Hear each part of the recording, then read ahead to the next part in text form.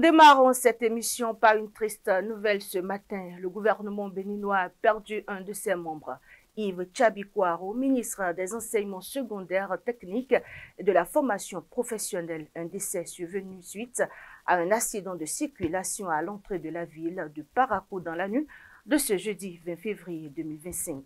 Au cours du drame, le garde du corps du ministre a également perdu la vie. Toute l'équipe du groupe de presse La Guérite présente ses sincères condoléances au gouvernement, à la famille politique ainsi qu'aux proches du disparu. Que les âmes reposent en paix. Chers amis internautes, bonjour et merci de prendre le rendez-vous de cette émission matinale, Le Meilleur Réveil. La première rubrique, c'est bien sûr avec Mathieu Kolaole-Boko. Mathieu Kolaole-Boko qui avance déjà avec moi sur ce plateau. Kolaole, Mathieu Boko, bonjour. Bonjour Amanda, Esmeralda Dake, bonjour à tous les amis internautes. Alors la première manche de cette émission, c'est bien sûr la revue des titres et c'est avec vous. Et on démarre par le quotidien, l'autre quotidien, voilà. Commémoration des 35 ans de la conférence nationale qu'elle a acquis à préserver contre vents et marées. S'interroge l'autre quotidien. Libération, audit du fichier électoral, preuve de la bonne foi du gouvernement. L'opposition invitée à la transparence dans la gestion. L'informateur, deuil au sein du gouvernement. Le ministre Tchabi Kouaro n'est plus. Et puis, 109, grâce à la coopération entre le centre Ouadada Bénin, le maire de Porto Novo et l'ambassadeur de France pour le renforcement du tourisme, le premier bateau solaire du Bénin flotte sur les eaux de Porto Novo. Décryptage info invité de l'émission Actu Matin sur Canal 3 Bénin. Le ministre conseiller Romari Kogoua parle des efforts du gouvernement pour la sécurisation des infrastructures. Le matin, Université de Parakou, ouverture d'un colloque scientifique international, réfléchit et fait la lumière sur le massacre de Tiaroy, 80 ans après.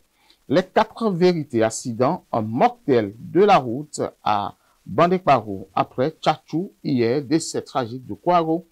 Yves Tchabi à 52 ans. La boussole, deuil national au Bénin, décès tragique du ministère des enseignements secondaires de la formation technique et professionnelle. Yves Kouaro Tchabi et de son garde du corps. Daibi Info, accident mortel à Parakou, décès du ministre Yves Tchabi Kouaro et son garde du corps. De chronomètre tragédie au Bénin. Le ministre Yves Kouaro Tchabi perd la vie dans un accident. Voici les circonstances du drame matinal. Le matinal, suite à un accident de circulation à Parakou, décès tragique du ministre Kouaro Yves Tchabi, son garde du corps emporté par le drame, sa femme et le chauffeur dans un état critique, en tout cas jusqu'à ce jeudi 20 février 2025.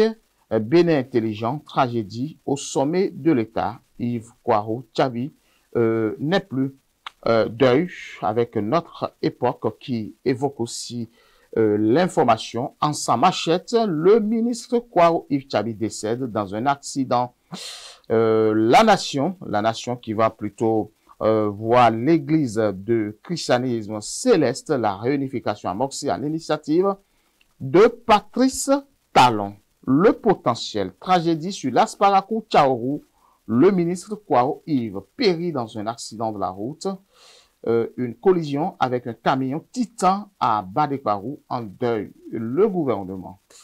Autre quotidien, Lumière Info, le ministre conseiller Romari Kogoua clarifie, en parlant justement de la sensibilisation au danger de l'occupation des emprises des lignes à haute tension. La Nouvelle Tribune, avec la Nouvelle Tribune, on finit en parlant justement de la rencontre avec le parti d'opposition Les Démocrates et autorisation de financement de l'audit du fichier électoral. Patrice Talon, un ton adouci en fin de mandat. Amanda Esmeralda Dake s'interroge. La Nouvelle Tribune. Parlons d'actualité, Mathieu Boko, le gouvernement béninois est en deuil. Le ministre Yves Kouaro Tchabi n'est plus. Oui, le Bénin est en deuil, vous le dites si bien. Le ministre des enseignements secondaires techniques et de la formation professionnelle, Kouaro Tchabi, a tragiquement perdu la vie dans un accident de circulation ce jeudi soir à l'entrée de Parakou. La nouvelle, tombée comme un coup péré, a plongé le pays dans une profonde tristesse. Selon les informations, l'accident a également coûté la vie au garde du corps du ministre, son épouse et son chauffeur se trouverait dans un état critique jusqu'à hier 20 février 2025, il faut le dire. Aujourd'hui, on n'a pas encore les informations concernant la femme ni le chauffeur, suscitant une vive inquiétude quant à leur sort. Yves Tchabi-Kwaro était une figure marquante du gouvernement, reconnue pour son engagement en faveur de l'éducation et de la formation professionnelle. Son décès, Amanda Esmeralda, laisse un vide immense au sein du paysage politique béninois. Les circonstances exactes de l'accident n'ont pas encore été communiquées. La rédaction adresse justement ses condoléances à la famille, aux proches du ministre Yves Tchabi-Kwaro ainsi qu'à l'ensemble du peuple béninois. Église du christianisme céleste, Patrice Talon reçoit les différents clans. Oui, en d'autres thèmes, le chef de l'État a jeté avec les premiers dirigeants de l'Église du christianisme céleste les bases de leur réconciliation et d'une réunification. Cette initiative présidentielle et la démarche qui la sous-tend sont bien appréciées des premiers concernés qui adhèrent totalement. Avec Dieu, tout est possible si nous mettons tout en prière pour qu'il n'ait plus de blocage. Tout se réalisera car l'unité est nécessaire, laisse entendre Bennett Akande. Adeogun, il est soutenu par son frère en Christ nigérien. Avec la bonne volonté, on peut y arriver. Ce que le président Patrice Talon vise est réalisable s'il y a la volonté, mais il va falloir qu'on fasse des réformes. Appuie Emmanuel Ochofa.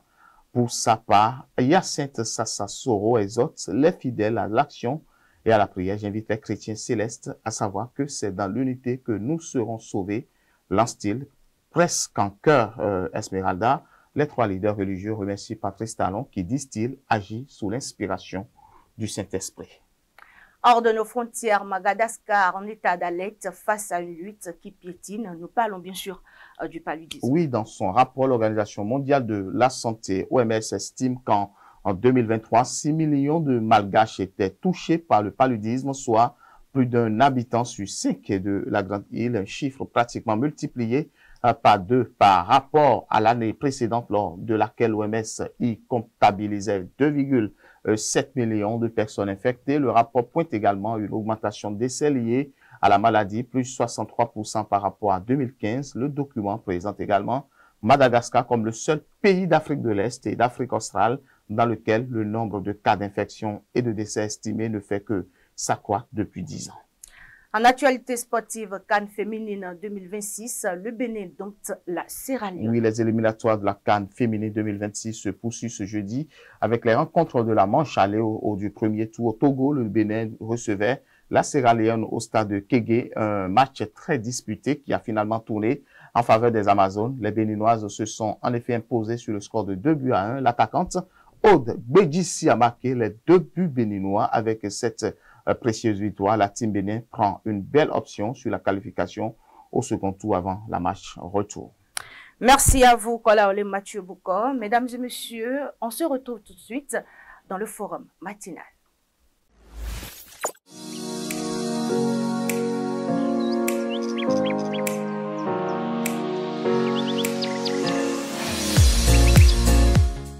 Dans le forum matinal, mesdames et messieurs, Yves Kwarou Tchabi, ministre des enseignements secondaires techniques et de la formation professionnelle, a perdu la vie suite à un accident de circulation. Le drame est survenu hier dans la nuit de ce jeudi 20 février 2025. Mathieu Kolaolibouko. Triste nouvelle parce que l'information est parti comme une traînée de poudre. On a rapidement, moi je l'ai lu rapidement sur les réseaux sociaux, mais jusque-là je l'ai pris avec pincette cette information-là, et à un certain moment, il a fallu le confirmer chez un proche du ministre des enseignements secondaires, de la formation professionnelle. Donc le proche qui en lambeaux m'a confirmé cette information en pleurs, parce que je n'y croyais pas. Vous vous rappelez, il y a de cela quelques mois en arrière, nous étions tous ensemble avec le ministre, et qu'il faut le dire, un homme humble, un homme droit, un homme qui, parfois, à mon humble avis, je peux me tromper, ne se prend pas comme étant ministre. Il pourrait peut-être discuter avec vous en tant que frère. Il n'est pas dans un cadre professionnel. Lorsqu'il est en famille, il sait qu'il est en famille. Lorsqu'il est peut-être au boulot, encore que au boulot, il y a beaucoup de témoignages qui relatent quand même de son ouverture d'esprit, de sa sincérité, de son management, de son coaching. Donc, je pense que parfois, on se pose la question de savoir, alors, pourquoi les bonnes personnes partent si tôt? C'est la question qu'on se pose avec Yves Poirot-Tchabi. On ne pourrait jamais l'imaginer, quelqu'un qui est dévoué à la tâche, parce que il est mort en étant en mission. Il faut le dire, non pas parce qu'il est en train de tourner dans la ville du Nord. Donc, je pense que il est parti au moment où il a instauré beaucoup de réformes dans le système éducatif, notamment au niveau des enseignements secondaires, techniques et de la formation professionnelle. Triste nouvelle, et nous espérons que sa famille biologique et sa famille professionnelle, sa famille politique pourrait franchement surmonter ces difficultés, cette tragédie, justement, ces psychoses qu'elles affrontent actuellement. Je parle bien évidemment de la famille, et nous espérons que Yves Poirot-Tchabi pourrait retrouver véritablement Dieu lorsqu'il sera de l'autre côté.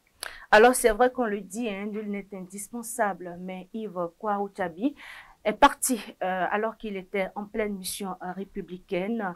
Il se rendait à Parakou dans le cadre de la journée internationale de la langue maternelle. Mathieu Kola-Oleboko, c'est un coup dur pour la République, pour le gouvernement de Patrice Talon. Oui, quand vous voyez déjà depuis sa nomination et sa prise de fonction, je pense que si Yves Poirot-Tchabi n'était pas un cadre compétent, n'était pas un homme politique avéré, je pense qu'il serait déjà parti du gouvernement, parce que Patrice Talon ne collabore pas avec des cancres. Il faut collaborer avec ceux qui connaissent, ceux qui ont la maîtrise du jeu. Et d'abord, le système éducatif reste le système, justement le marigot même de Yves Poirot-Tchabi. Avant d'être balancé ministre, il a été justement au niveau de l'enseignement maternel et primaire, un cadre, quelqu'un qui a fait le droit, qui allait à Québec, après aux États-Unis, renforcer, qui a une bonne gestion des ressources humaines. Bonne gestion des ressources humaines, il faut le souligner aussi. Je pense que Yves Poirot-Tchabi, au-delà de tout ce qu'on peut dire, reste quelqu'un, un exemple aujourd'hui pour la République, et je pense que ce sont les gens de ministres qu'il faut saluer, il faut honorer, il faut rendre hommage, et nous espérons justement que à partir d'aujourd'hui, le Bénin est deuil, et nous allons compatir à la douleur justement de la famille Poirot, à la douleur d'un éminent ministre qui est parti, de citoyen, d'accord, avéré, ludique, lucide, pardon, pas ludique, lucide, et qui a l'humour, justement, lorsque vous êtes avec lui et que vous discutez avec le ministre a l'humour. Et je pense que c'est un ministre aussi qui a le sens du partage et qui, justement, lit visiblement à travers le cœur de l'autre et qui, justement, est là quand vous avez besoin de lui. On espère qu'un hommage digne en son nom lui sera rendu. Effectivement, parce que nous espérons que les choses se feront telles quelles. Je pense que Yves Poirot-Tchabi est en pleine mission lorsqu'il est décédé, et que toute sa famille aussi puisse avoir le courage, le moral qu'il faut pour affronter cette difficulté, et que le gouvernement prenne toutes les dispositions utiles pour que les hommages utiles soient rendus à ce éminent ministre de la République qui est parti, et nous souhaitons encore condoléances à tout le peuple béninois. Merci à vous, Mathieu Kola-Oleboko, parti avec son gars du corps. La santé de son épouse et de son chauffeur est encore critique. On espère qu'ils se rétabliront très vite. Vous organisez un mariage, un anniversaire, un baptême, un séminaire, un spectacle, un meeting politique ou tout autre événement, Guérit TV Monde vous propose un service de sonorisation professionnelle de meilleure qualité. Pour plus d'informations, contactez-nous au +229 91 19 10 10. Guérit TV Monde, le leader des web TV.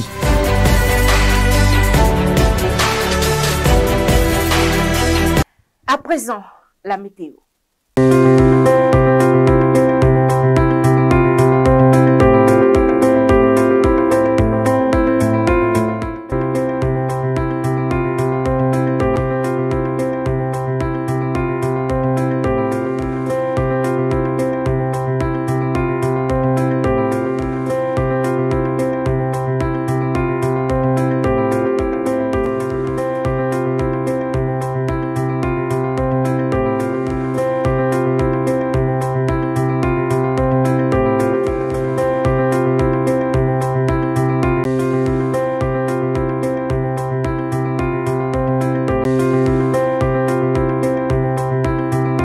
Votre rubrique Santé et bien-être, c'est avec votre humble servante Faouzia Assefou.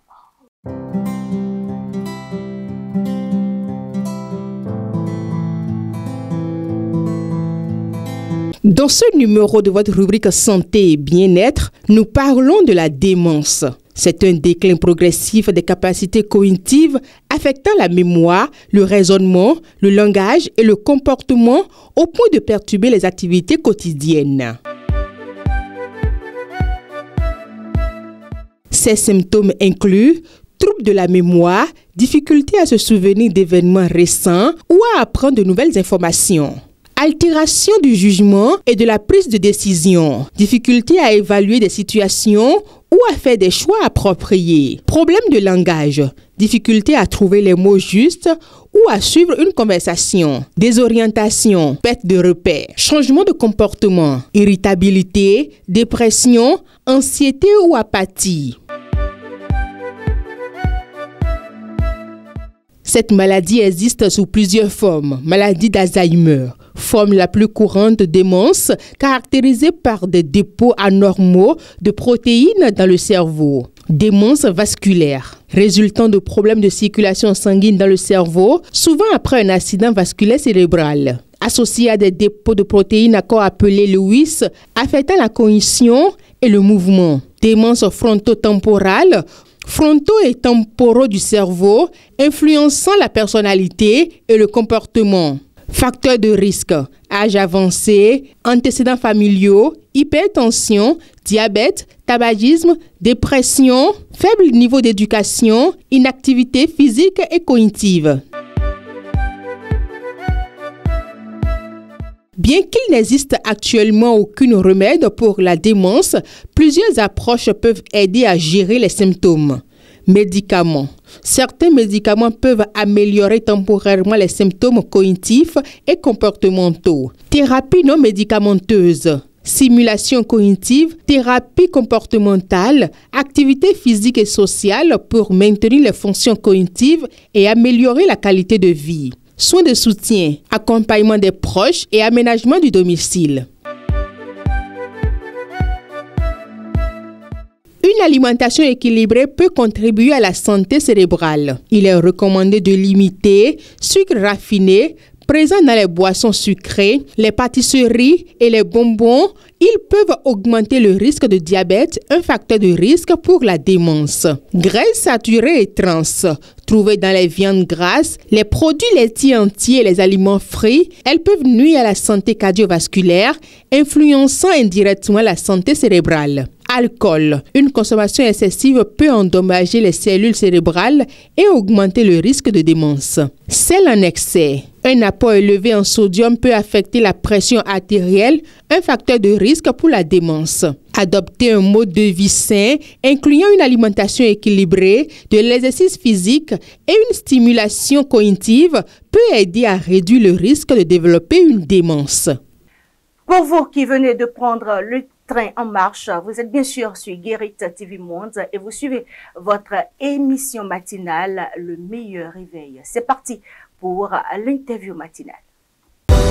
Vous organisez un mariage, un anniversaire, un baptême, un séminaire, un spectacle, un meeting politique ou tout autre événement, Guérit TV Monde vous propose un service de sonorisation professionnelle de meilleure qualité. Pour plus d'informations, contactez-nous au +229 91 19 10 10. Guérit TV Monde, le leader des Web TV.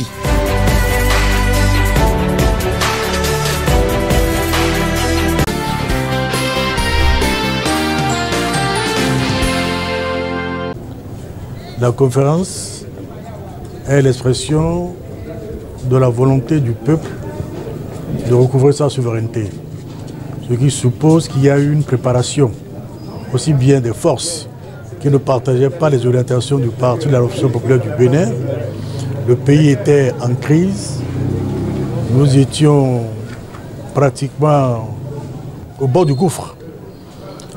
Au niveau du pouvoir, il y a eu la volonté de sortir de cette crise non pas par les méthodes traditionnelles de répression des forces contradictoires ou divergentes, mais par le dialogue. Cette volonté de dialogue a rencontré également l'accord de certaines forces de l'opposition qui ont préparé ensemble cette conférence. Je faisais partie du groupe de ce qu'on appelait le groupe de Kourounou, qui avait travaillé en concertation avec le groupe d'Avrankou et de Djerekbé. Et nous sommes prêts pour aller à ce dialogue à la condition que la conférence soit sereine. Ça a été le premier combat de la conférence. Il ne sert à rien de dialoguer si les conclusions ne pourront pas être suivies des faits. Après d'âpres discussions, la souveraineté, au bout de 2 ou 3 jours, a été acceptée et le consensus a été obtenu parce que nous avons entonné l'hymne national. Tous ceux qui étaient dans cette salle, même les membres du parti de la Révolution populaire du Bénin qui avaient des hésitations par rapport à la souveraineté, se sont levés. Ce qui prouvait que nous sommes mis ensemble pour montrer que nous appartenons à la même nation et que nous avons la même volonté, c'est de préserver la paix dans ce pays et la stabilité des institutions. Et depuis la conférence nationale, nous avions pris l'habitude du dialogue, du consensus, de régler nos différends, nos contradictions qui sont inhérentes à toute société humaine par la recherche de solutions qui nous épargnent la violence. Et vous constaterez que depuis 1990, il y a eu la stabilité des institutions politiques. La légitimité des gouvernants a été confirmée et le peuple souverain choisit librement ses gouvernants. Kérékou a perdu les élections en 1991, il est parti, Soglo est arrivé. Nous avons fait un premier mandat, nous avons été balayés par le peuple souverain. Nous sommes partis. Kérékou est revenu, il a fait ses 2 mandats, il est parti. Yahi Boni est arrivé, il a fait ses 2 mandats, il est parti. Le président Talon est arrivé, il a fait ses 2 mandats, il est parti. Quand on regarde l'histoire du Bénin, de 1960 jusqu'à 1990, aucun régime n'est allé au terme de son mandat. On a tendance à l'oublier. Maga et Apiti sont arrivés en 60 pour aller jusqu'en 65. En 63, il y a eu un coup d'État. Aoumadegbe et Apiti sont arrivés en 64 pour un mandat de 5 ans. Ils devaient aller en 69. 65, il y a eu un coup d'État. Le général Soglo, qui est arrivé au pouvoir en 65, a été renversé au bout de 2 ans par les jeunes cadres en 67. Il n'est pas allé au terme de ce mandat. Après les tentatives d'organiser des élections qui n'ont pas abouti, c'est le président Zissou qui a été sollicité en 68 pour un mandat de 5 ans. En 69, il a été renversé par un coup d'État. Même échec des élections, on a installé le conseil présidentiel pour 6 ans. Maga, 70, 72, Aoumadegbe, 72, 74, Apiti, 74, 76. Maga a fait ses 2 ans. Aoumadegbe est arrivé en mai 72, arrêté 72, coup d'État. Même le général Kérékou n'a pas fini son dernier mandat élu par l'Assemblée nationale révolutionnaire. Ce mandat a été interrompu par la conférence nationale. Or, vous savez que lorsqu'il n'y a pas la stabilité dans un pays, on ne peut pas attirer des investisseurs, on ne peut pas mobiliser les énergies pour le développement du pays. Le fait qu'il y ait la stabilité, que nos problèmes sont réglés par le dialogue, que nos élections sont des compétitions joyeuses, inclusives, transparentes, libres et sincères, on peut être au pouvoir et perdre des élections comme non seulement nous l'avons, Kérékou l'a prouvé en 91, Soglo l'a prouvé en 91, et vous constaterez même que lorsque le président Yahi Boni en 2016 a désigné son dauphin, Lionel Zissou, il a été battu. Les institutions jouaient leur rôle. Les institutions étaient impartiales et cela entraîne la paix dans le pays. Donc le souvenir, c'est que c'était du renouveau démocratique. La paix est dans le pays et mon plus grand souhait, c'est que cette paix et cette stabilité continuent pour le bien-être de chacun d'entre nous. Vous voyez par exemple aux États-Unis, Trump a perdu les élections en 2020, si mes souvenirs sont exacts. Pardon, oui, en 2020, si mes souvenirs sont exacts. Il a lancé des citoyens à l'assaut du Capitole, qui est le symbole de la démocratie. Et pourtant, c'est un pays qui a pratiqué la démocratie depuis 1787. Nous avons commencé en 91. Il est normal qu'il y ait des hauts et des bas. Donc rien ne peut être de façon stable sur la durée. Mais ayons la volonté de garder le cap pour rester dans la bonne direction.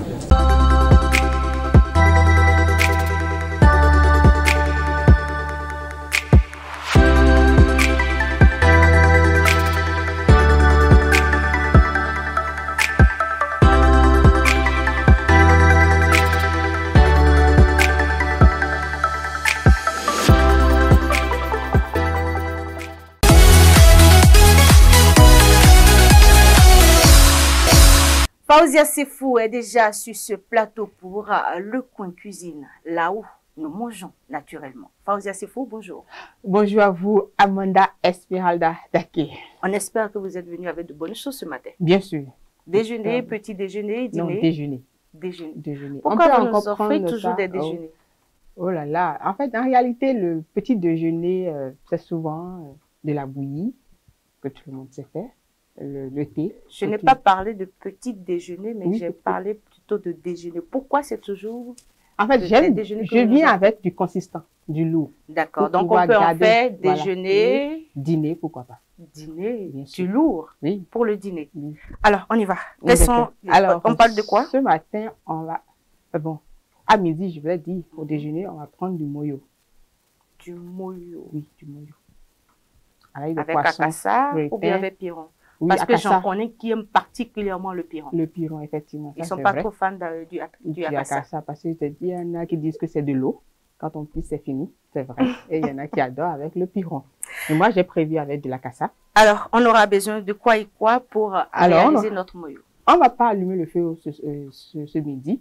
On fera très simple, voilà. Donc, on aura besoin de tomates fraîches notamment, piment vert, de l'oignon, de la moutarde de chez nous, à Finti, de l'huile d'arachide, du sel. Voilà. Alors, comment est-ce que pour pouvoir vraiment, c'est juste un mélange. En réalité, il faut d'abord... Est-ce qu'il y a un processus?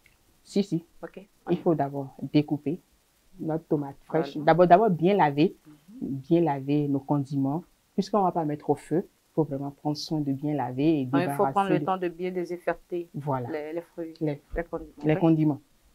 Donc voilà, donc on découpe notre tomate, on découpe de manière à enlever les pépins, voilà, et le piment aussi, l'oignon, on découpe, puis dans un saladier, pourquoi pas, ou dans un bol, on met les trois ensemble, puis on ajoute notre moutarde, le sel, nos poissons, voilà, on aura besoin de poissons feuilletés et poissons fumés, les deux, voilà, pour pouvoir un peu composer notre moyo, donc voilà un peu, donc après avoir mélangé les trois condiments, notamment tomates, piment, oignon, on ajoute notre moutarde, les poissons et maintenant un peu d'huile, puis le sel. En réalité, le sel vient en dernière position parce que la moutarde a souvent du sel. Oui. Donc voilà un peu. Et c'est prêt. On peut déjà servir avec le piron, comme vous l'avez dit. Il y en a qui aiment ça. Et pourquoi pas akassa. Donc voilà. Merci à vous, Faouzia Sefou. Merci à vous. Alors, c'est un plat vite fait et bien fait. Et bien fait, voilà. On se régale en 15 secondes, vous vous régalez. C'est ça, voilà. D'accord, merci. Même devant l'invité, on concorde ce plat et puis tout le monde est déjà heureux. Merci à vous. Merci à vous aussi. Alors, bon mesdames et... Pourquoi pas? Bon week-end. Bon week-end, oui. Ah oui, nous sommes déjà vendredi. Oh là là, voilà, vous êtes contente. Je vous assure. Vous n'avez pas attendu que je dise bon week-end aux téléspectateurs, vous me l'avez dit. Je vous souhaite déjà bon week-end avant de souhaiter bon week-end à mes amis, internautes de Guérita TV Monde. Voilà. Merci à vous, Faouzia Sefou. Merci d'avoir partagé ce plat avec nous. Alors, mesdames et messieurs, c'est tout pour aujourd'hui. On se dit bon week-end et on se retrouve lundi par la grâce.